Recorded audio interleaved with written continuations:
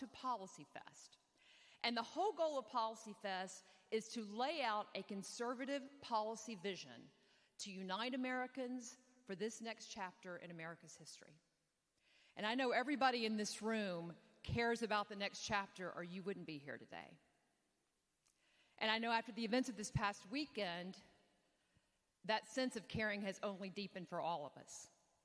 So we want to begin this morning with just a moment of silence to thank God for our country, to ask for His comfort for those who've lost their husband and their father this past weekend, to heal those who were injured, to thank Him for protecting President Trump, to ask Him to please continue to protect and bless this country, to give our nation's leaders wisdom, and also to give us courage to stand and to keep standing. So I'm just going to ask us to take a moment of silence for our prayers.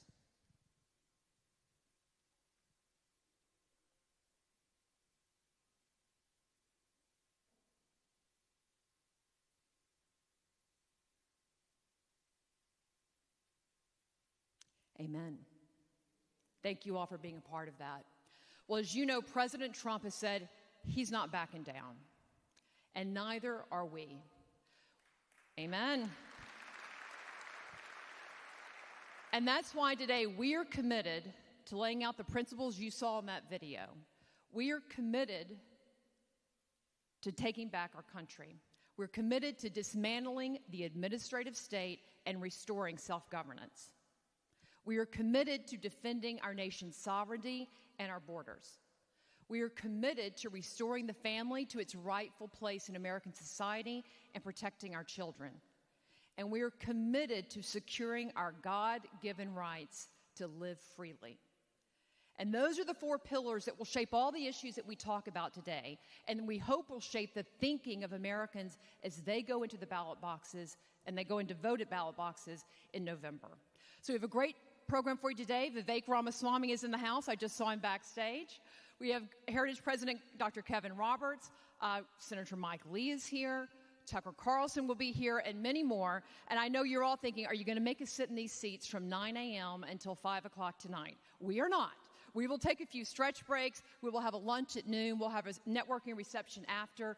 But we do have a packed day, so let's get busy with PolicyFest. And what we want to do is ask our friend Vivek Ramaswamy to come out and really shape the moment for us and really shape the discussion of what we're going to be talking today in this very moment. But before I invite Vivek out and you all give him a round of applause, please take your attention to the screens. Thank you. My next guest, a political outsider, burst onto the scene last year. Former 2024 presidential candidate Vivek Ramaswamy. George Orwell intended it as a warning. These people have taken it as a how-to guide. Just as George Orwell said, war is peace. Now diversity is conformity. To revive our doctrine of e pluribus unum. Not just celebrating our diversity and our skin-deep attributes, but celebrating what unites us across that diversity. The Great Reset is a vision from the World Economic Forum in Davos that calls for dissolving the boundaries between the public sector and the private sector. What we're seeing in Western democracies around the world is a rising, an uprising of everyday citizens who say hell no to that vision. Please welcome to the stage, Vivek Ramaswamy.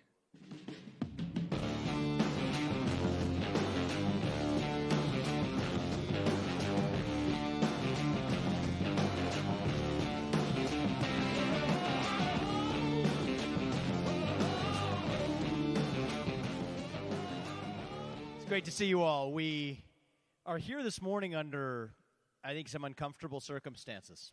You rewind 3 days ago, and what happened, I think, in this country is changed the way even I look at our own future. And I do want to start with a reflection on the fact that the Democrat-led media, they called him a tyrant. They called him a despot. They called him a dictator, said it would be the end of the United States of America as we know it, and that we would be the laughingstock of the global stage. And it was shortly after that that an assassin shot the president with a bullet. In this case, I'm not talking about Donald Trump, actually. I'm talking about Abraham Lincoln, the first Republican president. This was back in 1865.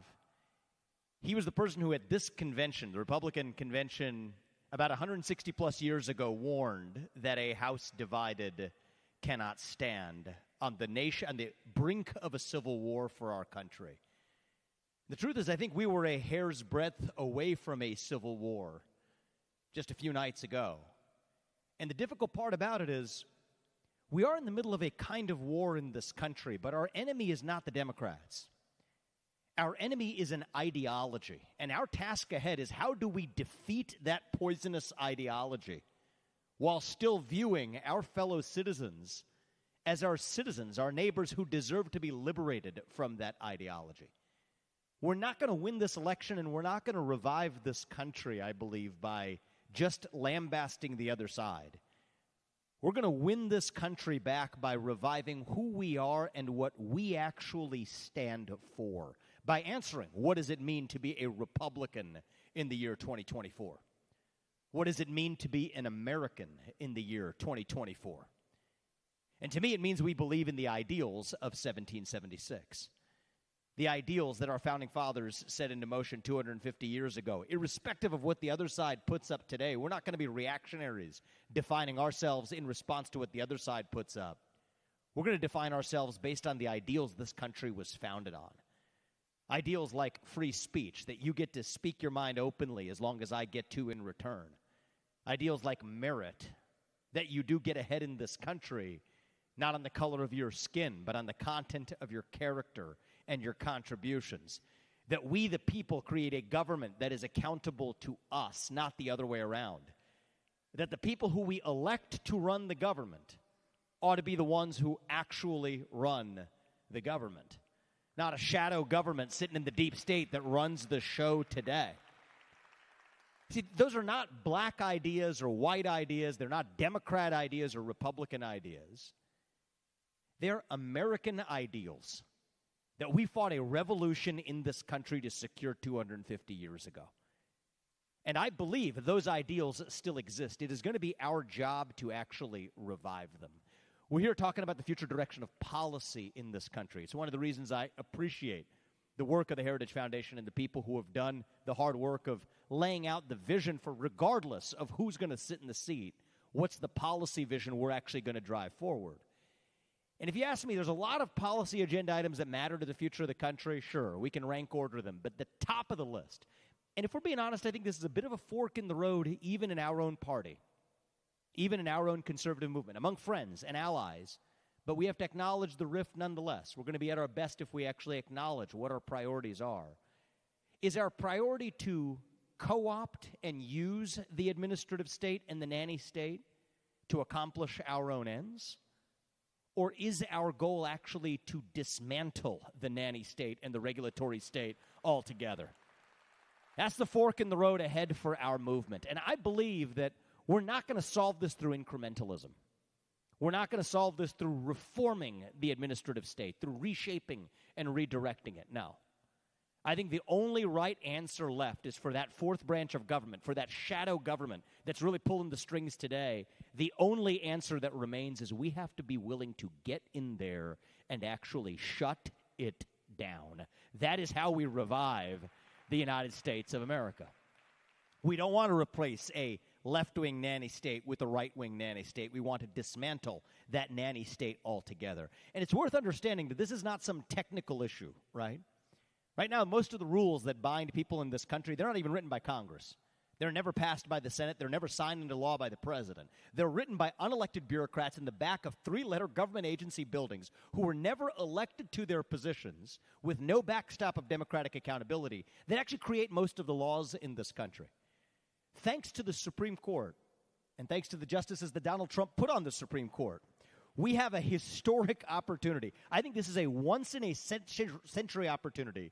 I think it's a once-in-a-generation opportunity. It may be the last opportunity that we are given in this country to finally use the overturning of the Chevron doctrine in the recent Loper case. 2 years ago, West Virginia versus EPA, SEC versus Jarski, that has laid the groundwork, planted the seeds for dismantling that administrative state. We need is a president armed with a policy agenda to go in there and to actually get the job done.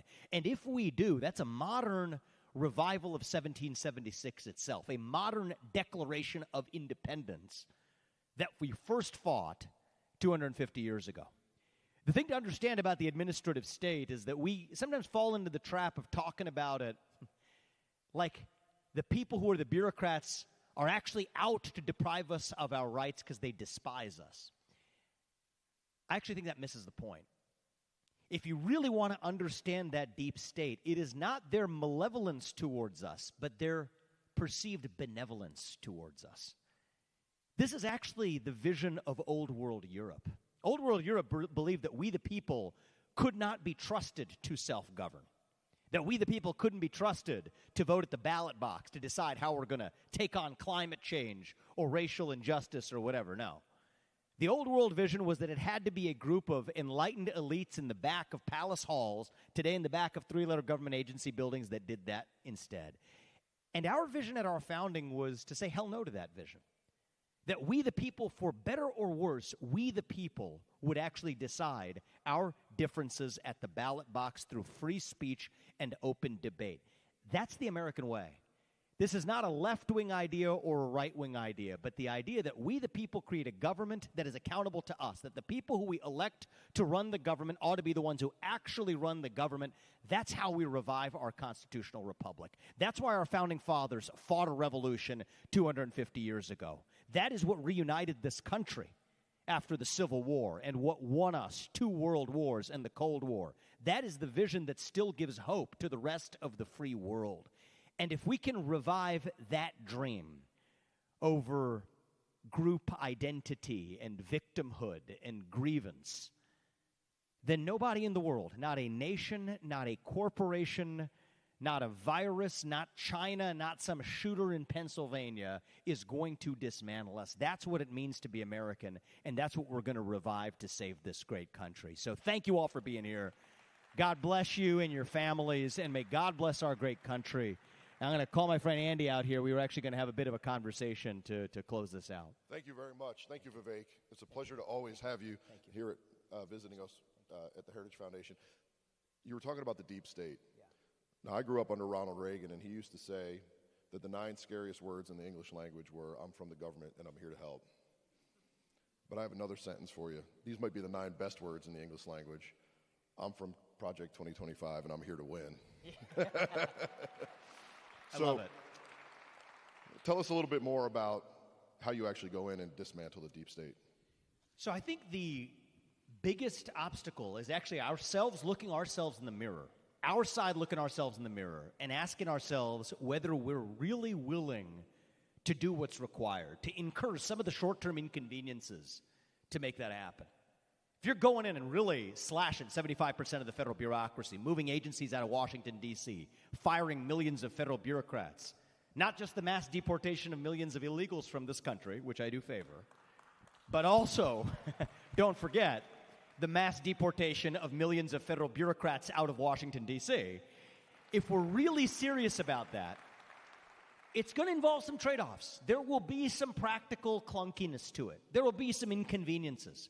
So we got to look ourselves in the mirror and ask ourselves, are we actually willing to do it? I think there's a temptation from good people, people who I respect and love in our movement, who may say the right answer is to give the FTC a little bit more power to make sure they're looking after the antitrust mergers with the antitrust review of mergers with a broader hand, or the CFPB to protect consumers more, or the Department of Transportation to make sure that our consumers and Americans are protected safe from planes falling from out of the sky or from trains going off the tracks. And these are good intentions that come from our own movement. But the hard part is when the rubber hits the road to say that even though that's tempting to do in the short run, how committed are we actually, in the face of the other side telling us all of the short-term difficulties we're going to face, how committed are we actually to getting in there and dismantling it? And I think because of the work you've done here, you've built that conviction, you've laid out the plan. We have a historic opportunity, both because of the Supreme Court and I believe the president who we're about to elect as the next leader of the free world, to actually get in there and turn that vision into reality. That's what I'm rooting for, man. Wonderful. Thank you. And thank you for the compliments to our work. I want to talk about your work. We're in this beautiful theater, and there's a great Shakespeare line that even in life, a soliloquy can become a grand performance. And Vivek, you have traveled the country. You've traveled the world. You are a spokesman for all of the right ideas and for America. That's a sacrifice. It's a testament to your commitment to all the things that have to happen across this country for change. But just tell us a little bit about that. Tell us about one of those experiences where you went into, maybe not your home state of Ohio, but you're in another state and you were talking to your fellow Americans and you just felt inspired about what's going to happen and the change that's going to come to America. So I'll give you two examples from the campaign last year. I went to the south side of Chicago in the middle of the campaign. This is the middle of a Republican primary, and my political advisors, probably with a lot of good sense, said, you are wasting your time and money going to the south side of Chicago. And considering that I got a solid fourth in the Iowa caucus, they might have had a point. But I actually learned a lot from that trip. It was a room full of people, probably about as many people in this room were in that room, 95% black. They told me it was 150% Democrat. Depends on how they count the votes these days in Chicago. But the reality was there was some tension in the room. I was a Republican candidate, not well known. The first question I got was a woman. She came up to the microphone, and she said, what is your position on racial reparations to make sure that people like me and my family are compensated for the injustices committed to our ancestors? I answered honestly. I'm against racial reparations because I think they will be more divisive than helpful today and instead favor policies that lift up all Americans regardless of their skin color. She turned around midway through the response, and she was walking out the door, and there were a number of other people in the audience that sat up and actually stood up and actually started walking out the door as well. And the guy who invited me, he's a guy by the name of Tyrone. He actually also apparently was a vocal proponent of racial reparations. But he took the microphone, and he said, hey, listen up. This man came here to our community in a way that no Republican and no Democrat has done in a very long time. I want you to sit yourselves down and to listen to what he has to say. So some of the people who were walking out came back and they sat down. 10 minutes later, we had a different question that came up. They were converting South Shore High School into an encampment for migrants at a cost of $7,000 per migrant per month, people who are in this country illegally. And people on the south side of Chicago were rightly asking, what the heck about me, who's following the rules and have a country that cares less about me than they do for people who broke the law and entered this country illegally? The next question I got was from somebody who said, how are we sending $200 billion to Ukraine when people right here in America and in this community are left suffering? And what I saw that came out of that, Andy, was that we left that room friends. I still stay in touch with many of the people who I met that day. Several of them actually have told me now they're going to come out and actually vote for Donald Trump this year, which is remarkable. But it tells me that the narrative of division is, I think, artificial, actually. I think that most of us in this country still do share the same basic values in common. The division, the narrative of division is a projection created by the media and created by those who benefit from that division. And the way we're going to unite this country is not, as sometimes we may be tempted to do, to compromise on our principles. That's not how we're going to unite the country. Show up at the 50-yard line, hold hands, sing Kumbaya, and call it a day. No, that's not how we're going to unite the country. The way we're going to unite this country is by reviving those shared principles that unite all of us without compromising on them, by being uncompromising on our principles. That's how we're going to both achieve our vision for the future of the country, but unite this nation while we're at it. And I think that one of the things I'm most grateful for, even though it wasn't necessarily the standard Republican primary activities, was talking to not just the audiences who agree with us, but to talk to many of the audiences who didn't. And I think that's how we're going to save this country in our hour of need. Wonderful. Ladies and gentlemen, please join me in thanking Vivek Ramaswamy for you. joining us this morning. Thank you. Genevieve Wood is right back out here. Thank you, guys. Thank you.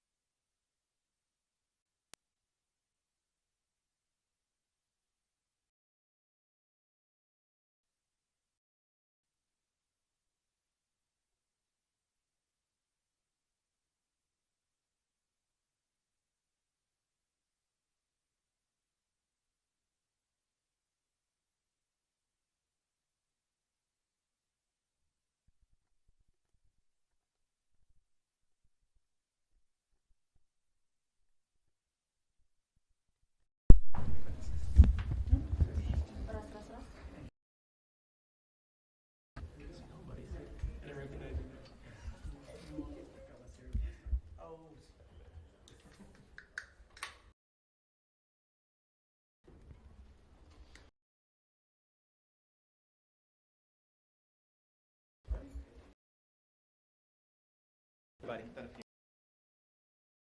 Government that we envisioned. But I do hope that if there is one silver lining that comes out of what happened on Saturday night, let it be that, first of all, who was brave in his most vulnerable moment. The fact that he took the hit, he took the bullet, he took the fire, felt the blood, stood up and said he was still willing to and ready and would not stop fighting for the people who actually put him there. I thought that was an inspiring moment, regardless of what you believe. I talked to President Trump actually that night. It was about 12:30 a.m. I think he was on his way out of the hospital at the time. And his level of calm and his level of strength in that moment, frankly, it was just a phone conversation inspired me. I can only imagine, hopefully, the inspiration that offers to all Americans. And I think the other thing is it gives us an opportunity we haven't had in years in this country, actually. The last moment I could remember was probably 9/11, when I was in 11th grade. Somebody came in and said, they hit the second tower, they got us. And for that moment, we were all Americans. It lasted but a fleeting second, and then it was gone again. Thankfully, we did not have to endure that kind of tragedy, but I think the nation came within a hair's breadth of, God forbid, a second kind of civil war in this country, and we missed it. And I think that God gave us that opportunity. Now it's up to us to step up and seize it and to answer who we actually are. Do we actually want to be one country? I believe everyone in this nation does. I believe most everyone I've met does. And so our cause, hopefully, at this Republican convention may be a little different than it might have been what we imagined even a week ago. But I hope that we're going to focus less on, and I could criticize the other side, by the way. I would like to see them do less of this too. But we're not going to win this by telling the other side what to do. We're going to win this by behaving in the manner that we believe is going to save our country. I hope, and what I expect to see is lambasting less the other side or the radical Biden agenda. Who knows if it's going to be Biden anyway. But instead to stand up for who we are and what we actually stand for. To stand for the shared ideals that unite all Americans, regardless of their creed or even their political party. That's what I expect to see over the next few days. And if we do, then I think we have not only an opportunity to win this election, but to win it in a landslide of a kind that Ronald Reagan delivered in the 1980s, in 80 and 84. And not only win this election in a landslide, but more importantly, to dare I say, unite this country in the process. And people who voted for Joe Biden voted for him because he promised to unite the country. It was a noble pledge. I think it's fair to say that he failed to do it, or else we wouldn't be where we are. But the point, again, is not to blame Biden. The point is actually to take the opportunity we've been given, even in the wake of near tragedy, to actually do something that we haven't done in a very long time in this country, which is to revive who we are as one people. So that's what I look forward to over the next few days. I hope that our fellow Republicans, and fully expect that our fellow Republicans who are going to be here are going to rise to that occasion, and I know for sure that Donald Trump is ready to rise to that occasion as well. So I'll take a few questions. Californians are already... how do you envision conservatives pushing back on that and implementing it when the people in the largest state, most populous state, are already organizing against it? So just forget labels and forget specific titles, right? One of the core principles of the modern, not only conservative movement, but actually this used to be even an idea from the left as recently as a couple decades ago, is that the people who we elect to run the government should be the ones who actually run the government. Period. That's what self-governance is all about. That's what Drain the Swamp, the vision of draining the swamp, was all about. One of the things I respect about Donald Trump is, and one of the reasons he was elected, let's be honest, is that he was not a traditional politician, but came from the world of business with an ability to do that in a way that a professional politician probably couldn't. So I think one of the things that happens in our political culture right now is once you affix a label to something, then that label becomes the new enemy. It seems like we're all wired to have some enemy, and you just who you fill in the blank of. I'd say let's just look at it completely differently. Take the labels off. Labels are confining. They're limiting. Do we agree on the basic principle? Are we a nation built on principles? I think yes, it is. That's who we don't elect. On that. And so I don't care what we put on it. Is that a vision that we care to implement to revive and save this country? Yes, we do. And are the Republicans here from every state united around that message? I've traveled this country, and I can tell you definitively, yes, they are. Policy question. Today, there's supposed to be a vote on the platform, and for the first time in decades, there will not be explicit language calling for a national abortion ban. Where do you stand on that? Look, I'll be consistent with what I said during the campaign. It comes down to the Constitution. Roe versus Wade was wrongly decided. There is no constitutional protection relating to abortion. That was correctly overturned in the Dobbs decision to put this back to the states where it belongs. Personally, I am pro-life. My convictions on that run deep. But the right way to adjudicate that in the United States of America is not through the federal government, either through the federal codification of Roe versus Wade, which is what the Biden administration wants to do, nor through any other federal intervention as well. And I'm proud to see the Republican Party actually stand on principle on what I think is an important question that, yes, divides Americans, but if we're able to exhibit both the constitutional principle as well as the empathy as a party to say that we are in favor of women having the kind of support and economic circumstances in our country that allow a woman who brings a child in this world to do it in a way that allows that child to prosper, then yes, will we disagree with some fellow Americans who are on the other side of this? Yes, we will. But does it have to be an issue that drives us to our breaking point? Absolutely not. You want to take a chainsaw to the deep state, the FBI, the CIA. What about the Secret Service after the events that you saw in Butler? So look, I think that we need to get to the bottom of what exactly happened there. Clearly, was there a security failure? Yes, there was. And were it not for that, we wouldn't have been at an event that brought us centimeters away from a national disaster that could have changed the future direction of the country. I want to separate the technical issue of what happened that day, where we're still collecting the facts, from the broader issue of the overgrowth of an administrative bureaucracy that has even failed to effectively carry out its own goals. You could take any policy area. And I just think we live in this moment where the managerial class has seized control of the country, and we need to ultimately dismantle that managerial class to give power back to the people. That's going to be good for our economy. That's how we revive the economy. But it's also going to be good for our national self-confidence, because at the heart of this is really a skepticism of the citizen, a skepticism of the individual, the idea that you can't be trusted to determine what's best for you, but there has to be an unelected elite that decides that instead.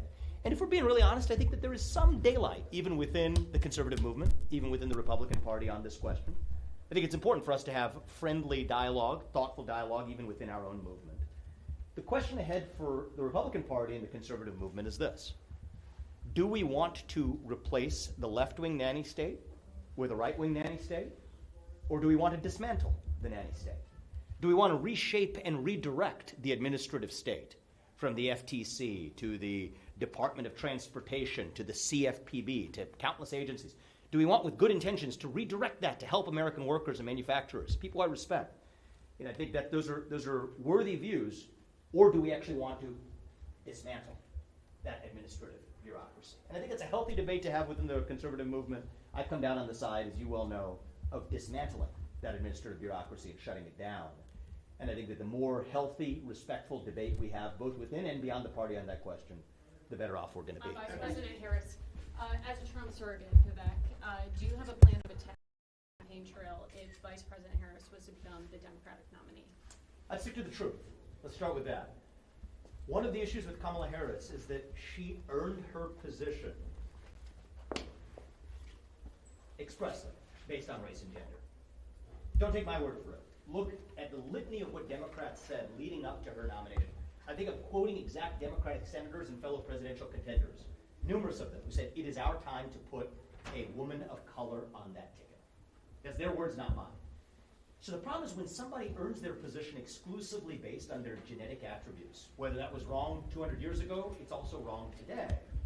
And we have an albatross on the country for somebody who is incapable of carrying out the duties of President of the United States. She was given the responsibilities for looking after the border. She didn't even visit the border, let alone actually look after the crisis occurring at our southern border.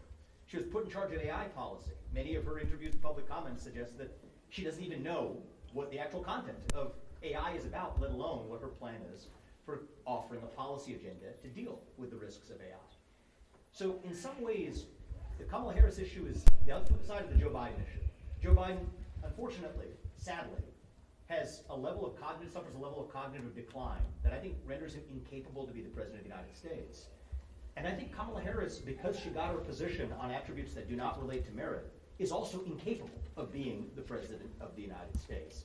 And I think the country would be best off if you actually had a competition between two capable presidential candidates who had differing policy visions for the country. That's not what we have now with Joe Biden on the ballot. And I don't think that's what we would have either if it was Kamala Harris that replaced it. On the heritage. In January, you said that Nikki Haley's plan to become the president was to eliminate Trump. Do you leave the possibility open that this person, unfortunately, that tried to attack Trump was influenced by?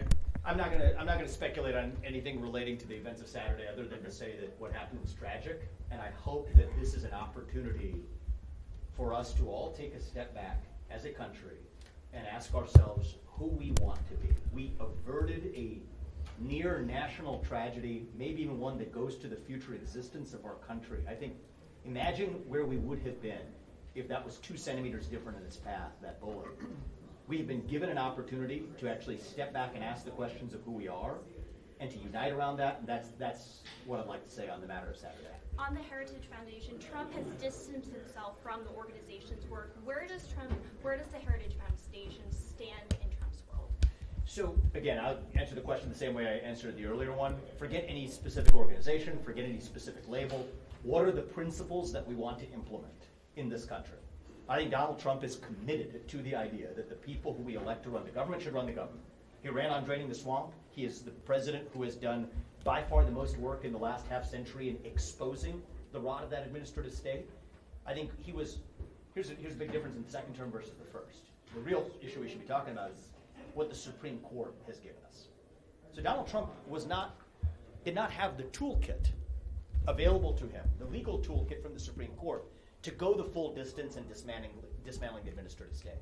He gave us some great Supreme Court justices. Look at the cases that have come down in the last 3 cycles. West Virginia versus EPA in 2022. You could look at Loper in the most recent cycle with several other cases in between. That has given us a legal toolkit and a legal foundation and a constitutional foundation to do what was impossible to do back in 2017, which is actually to dismantle much of that administrative apparatus. I believe that's probably over the long run the most important work that can be done. I think it will unite this country. I think it will not work to the benefit of one party versus another. I think the media has wrongly mischaracterized this as some type of executive power grab. To the contrary, it is decentralizing the executive power grab that's occurred in the administrative state over the course of the last 50 years in this country. So forget which organization, forget which title you put on it, that basic principle of dismantling the federal bureaucracy, I think that can, will, and should be a central aim of the second Trump presidency. To those who would say, why didn't he do it the first time around? The answer is the Supreme Court had not given the executive the toolkit to do it in a way that that executive now has. And I think this is a once-in-a-century opportunity to actually get that job done. Vivek, we should maybe just take one more. Reaction to Judge Cannon's ruling dismissing the documents case against President Trump?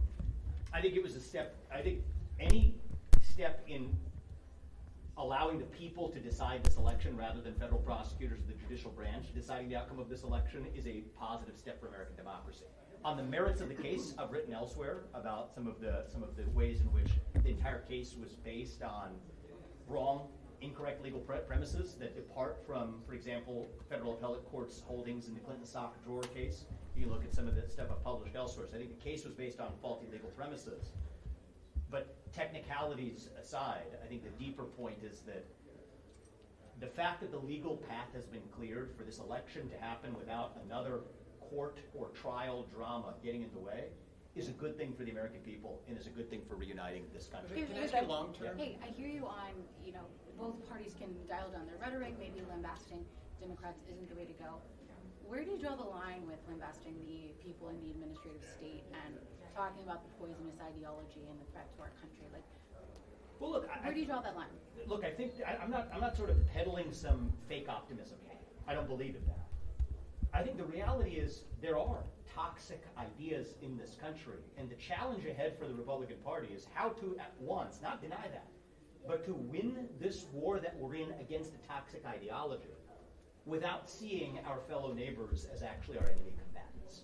And I think we have to do both of those things at once. I don't think we can modulate our principles, but I think what we can do is redirect and hone our focus on what the actual enemy is.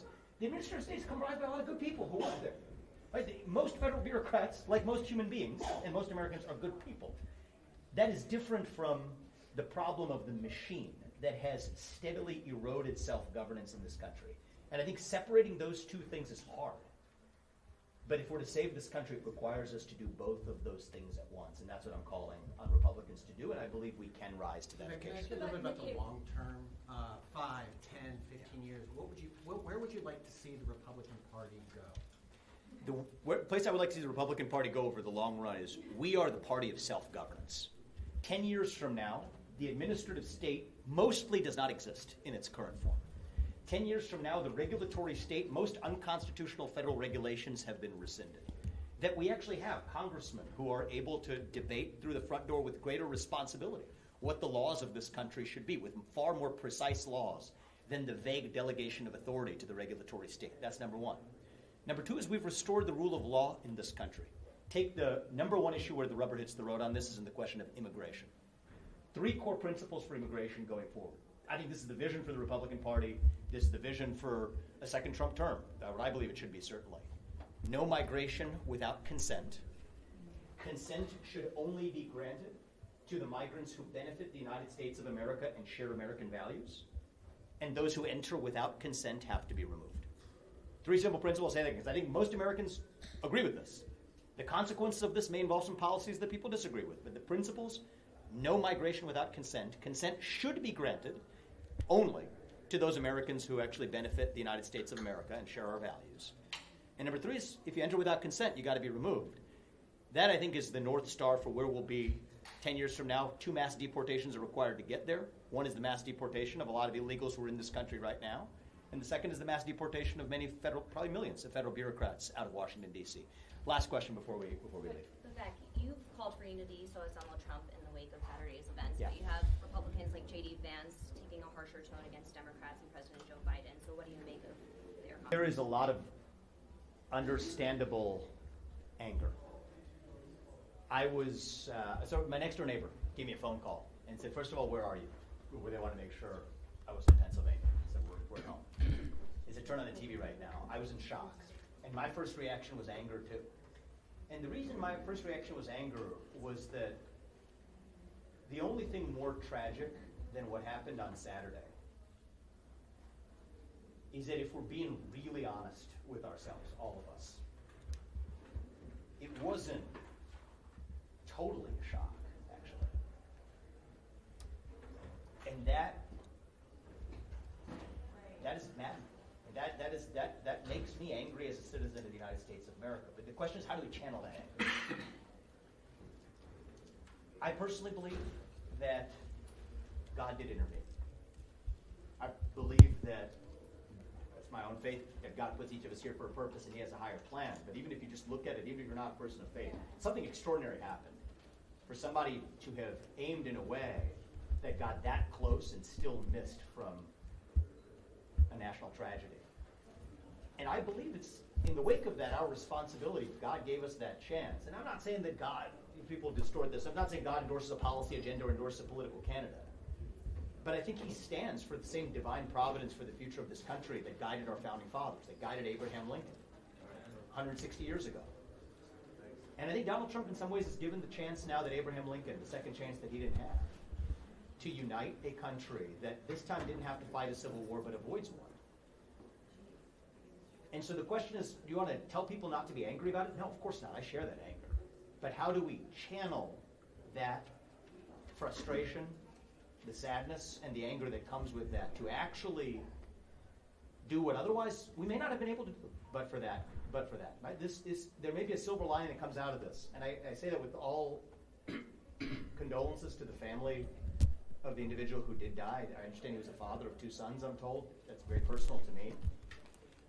And so with condolences to the family and respect for the family who lost the life of a loved one, nonetheless, if that bullet had hit Donald Trump, we'd be in a very different place now. And the fact that we've been given that chance, I think it's our responsibility to step up and seize it. Not by compromising on our principles, but by actually reviving the principles that unite all of us and by seeing the enemy as the ideology that we're up against, rather than our fellow neighbors as our enemy combatants. And that's what I call on not only the Republican Party, but every American to do in the wake of what happened on Saturday. Thank you, guys. Appreciate it. Thank you. Nikki Haley speaking tomorrow. Sure. Thank you so much. Thank you. Thank you. Thank you. Good to see you. Good to see you. Thank you. I just have a question on. Can I 30 seconds on camera for my Senate campaign? Yeah, sure. On camera? Let's do it. Yeah. Absolutely. Were we later? We got a few minutes. Yeah, we can let's do it outside. Can I have 2 minutes? Do you mind taking pictures? Thank you so much. Thank you. Thank you so much. Can I have one Just a super quick question. Nikki Haley speaking tomorrow. What do you want to hear from her? Do you think she'll be welcome? She should speak on whatever's in our heart and mind. I'm not in the business of saying what somebody else should say, but one of the things that we don't have enough of in this country is raw honesty. And I think for everybody who's speaking at this convention, maybe it's advice to myself too, is just dig deep and ask yourself what's in your heart. What do the people in this country want to see from you is what you actually believe. And we might not all believe the same thing. The beauty of the United States is that we can still be one country at the end of that. And so to anybody who's speaking at this convention, and I'll try to take the advice myself, just say what's on your mind, say it openly, and I think we'll be better off. If the Trump's administration picked up Heritage and told them, okay, what's your plan on Ukraine? What would be your plan? 1, 2, 3. Forget, which one group here or there. My own view is we should look after what advances the best interests of the United States of America, and stability is in the best interest of the United States of America. And I think a peaceful resolution in Ukraine, as rapidly as possible, is in the best interests of all parties involved. If you want to look at this, actually, the sad irony of this is, if 2 years ago Ukraine had done a peace deal, they would have done a peace deal on better terms for Ukraine than the terms on which they would be doing them today. And that's after $200 billion of U.S. taxpayer resources have gone to fuel that conflict and increase the risk of strengthening the Russia-China alliance. So if we don't learn from our mistakes of the past, we're doomed to repeat them as well. I think it's just a hard fact. It's indisputable that the deal that Ukraine would have done 2 years ago would have been a better deal. That would be a pretty bad deal. Okay. But regardless, it would have been in a better negotiating position than they are today, no doubt about it. They would have been in a better negotiating position. So you can't change the past, but I think you can change the future, and I think we should be smart about it. I think that is Russia some person that some country of the United States of America, or Putin some leader of a country that we should trust? No, but we can trust different parties to look after their own self-interest just as we can look after ours and have an honest discussion of how we secure peace. Whatever Russia Thanks, guys. We gotta go. Can we get a picture? We get a picture. Tim can come. Yeah, Here's Tim. Hey, Tim, how you doing? Let's get on the other side of the room, if you don't mind. I have a picture. Hey, it's kind of wild here. You can't see the barricades and everything, but I was late getting here because we had to walk. We come up one entrance and then it's like on lockdown, but for good reasons. You guys are good, you guys. So I actually am probably should have said a word about it, but really grateful to a lot of the people who are here helping this place stay safe, secure. A lot of people here are in a moment where I think on the ground you feel a sense of uncertainty. That's what you feel right now. Obviously, everybody's here with full passion for reviving the country and the principles that we stand on. That's why I'm here. But at the same time, I think what happened on Saturday left a lot of people shaken up as well. And, the core question is, how do you use the events of last Saturday, near tragic as they were, a good American died that day. But how are we able to use that tragedy to hopefully achieve something for this country that we otherwise weren't on a path to achieve? I think Donald Trump's up to the task. That's what my focus is here. I'm not going to do it by changing the content of my beliefs, by changing the contents of what I advocate for, but maybe to think about whether all of our hearts have been opened in some way to unite the country around those shared principles. And I think that's the pulse on the ground here. I think that's going to be the theme of this convention over the next few days. That doesn't mean going into just, what should we say, trite slogans about fake national unity. We can't fake it. No kumbaya, no fake kumbaya. But like a real authentic kind of American commitment to say that, you know what, we might not agree on anything. In fact, we definitely will disagree like hell on a lot of things. Right. But we can still respect each other as fellow citizens and neighbors while still recognizing that we are in a kind of war, not against fellow Americans, but against an ideology in this country. And in a certain way, it's our job to emancipate our fellow Americans from the policies that follow from that ideology. So I think that's a little bit more the tenor and the theme. So you've been here a little bit longer than I have. What do you think? We should probably go, actually. Yeah, we should head out. But that convention, that speech in there was definitely electric. People are ready to feel that unity again, whether it's left or not left or right, but a total, it's like not a fake unity, but like a real, like the real thing, that's that's grounded in actual. And hopefully first something principles. comes out of it. Yeah. So hopefully, Hey, that's my hope. Yeah. Minute or two here? Yeah. Hey. How you doing, man? Pretty good. You want to get a video? Yeah, let's do it. I love it.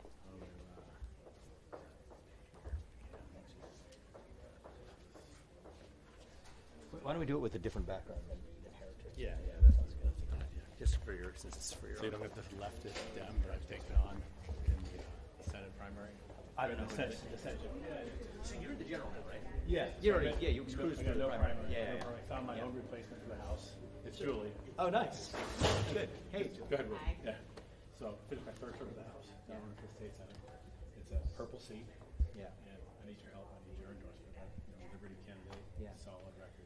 And the reason I endorse you is that I had a chance to see not just your policies, because you can see that on the website of any candidate, and I know that you're a true liberty conservative, which I respect, but also somebody who embodies what we want our kids to grow up to be when we grow up. I mean, you spent time with my kids. We went to some of those, we went to like a Mexican restaurant in New Hampshire where my family was there as well. And I think that we want both of those things in our public officials. Yes, we want the right policies, and you and I agree on that. But even for the people who might disagree with us or you still want somebody in office who you can look your kids in the eye and say, I want my kids to grow up and be like him. And you're that guy, man. Thank you. You really are. I would tell my kids that. Thank you. I would tell my kids You that. speak the truth. We speak the truth. Yeah. For our country. Yeah. And I know you're in it for the right reasons. So appreciate that. Get in there. You've been in the business world, but now put those talents to use to serve the state and serve the country. That means a lot. Count on you, okay? Thank you. Really appreciate your support. Yeah, we're going to do it. Support you all the way. All the way. Appreciate that. Thank you, Tim. Good to see Come you. back to New Hampshire. Yeah, often. We will. We'll be there for you too. Believe me. Anytime. Yeah, we will. That's great. We will. Thank you Good so to see much. you. Thank you. Appreciate that. Thanks, man. Quick promo still? Thank you. Thank you. Thank you. Was that? That's perfect. You would nail it. That's what I wanted to do. Some of the independent. Yeah. Exactly. Yeah. Hey. Picture? We're doing picture or interview? Yeah. Just a quick picture. Yeah. Picture. I don't know. Yeah. Sure. Yeah. I don't know. Stand here. There we go. Good. One more. Can we just do one for just get some headshots? Yeah. No. We're just with him. Yeah.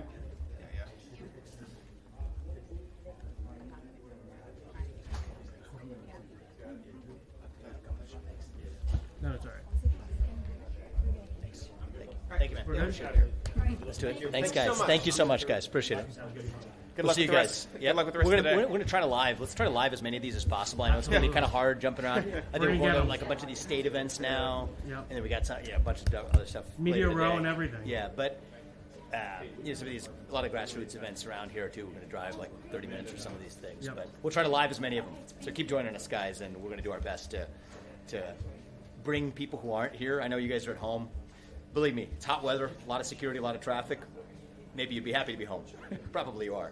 But we'll try to bring you into as much as we're doing as possible to just give you the experience of what I do think is going to be a historic few days ahead. Let's do it. Good to see you.